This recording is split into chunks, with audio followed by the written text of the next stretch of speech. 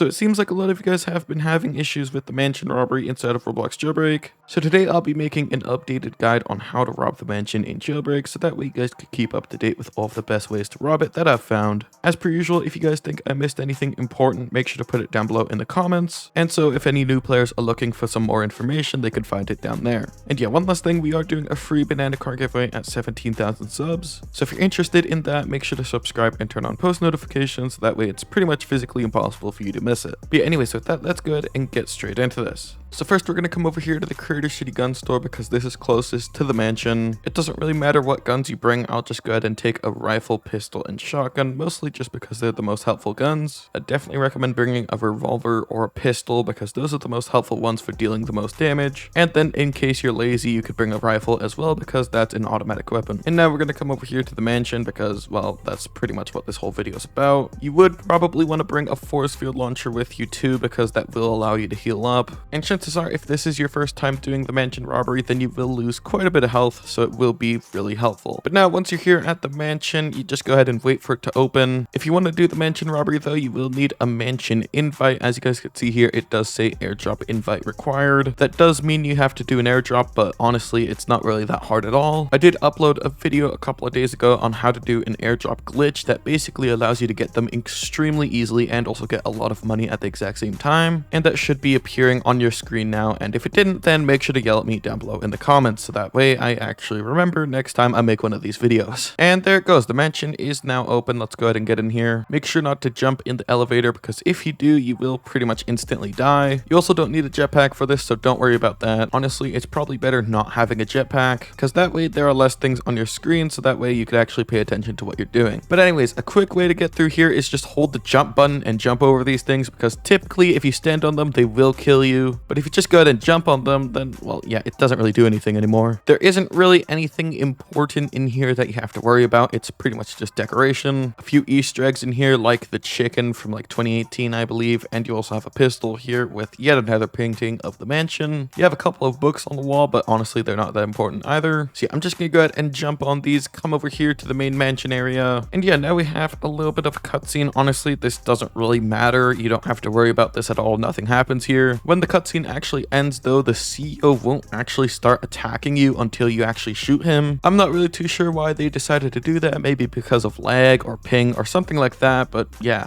One thing before I actually go ahead and start shooting the CEO and start this though, a bunch of NPCs will come out of this door here. So yeah, make sure to be ready for them. There are some lasers up here. They're pretty much the only thing you actually have to worry about in here if you are good at doing the mansion. But you know, even then you could just walk around them. The spotlights here literally only just slow you down. They won't really do anything that bad to you. Honestly, the worst they could do is slow you down before you get to like a wall or something and you do get damaged by the CEO. But that is why we brought a force field launcher. But anyways, let's go ahead and get this started. So first, what we're going to do here right as we shoot the CEO is back up into a corner, so that way we have more room to shoot all the NPCs. Try to shoot the NPCs that deal the most damage, such as the ones with the shotguns and the rifles, because that way you could stop yourself from dying and having to come all the way back. Once you're done with those NPCs though, come over here to the CEO and start shooting him like usual. I'd recommend using all of your guns but your shotgun and keep the shotgun as an emergency gun. And that way, if you ever need to deal a lot of damage in a short period of time, you have a pretty good option.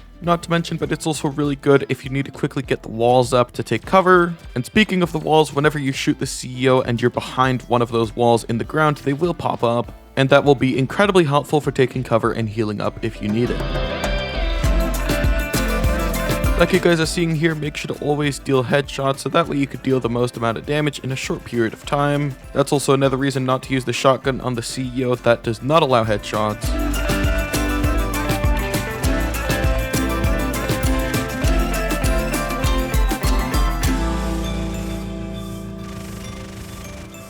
And yeah, whenever there are NPCs out, make sure to always target them first, because whenever there are people out there, they will not target anyone but you, and the CEO will also be disabled during that time. So yeah, there's pretty much no reason not to target them, and it's probably the best way to keep yourself alive, because yeah, that's pretty much the only way to keep yourself alive.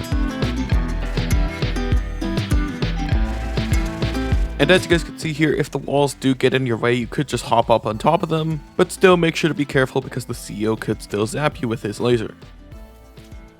Yeah, I don't really know why I was using my shotgun there, but make sure not to do that. Because yeah, as you guys just saw, you get a lot more damage dealt with something like the rifle or the pistol by doing headshots.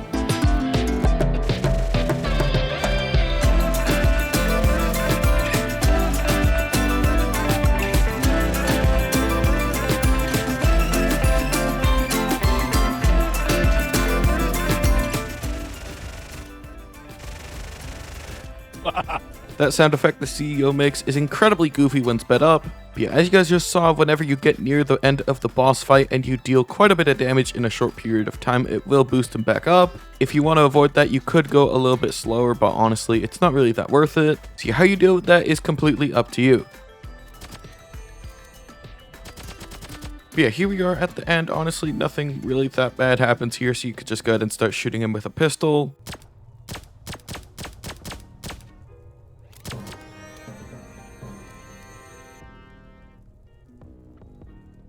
And just like that, we have completed the mansion robbery with a good $13,000 payment. Obviously, the more you do the mansion robbery, the easier it will get, the more you get used to it. But yeah, that's how you do the mansion robbery inside of Roblox Jailbreak. If you're interested in learning more about that airdrop glitch I mentioned earlier, that will be on your screen now. Or if you want to learn how to get hypercrumbs incredibly fast with the mansion, then that video will be on your screen now as well.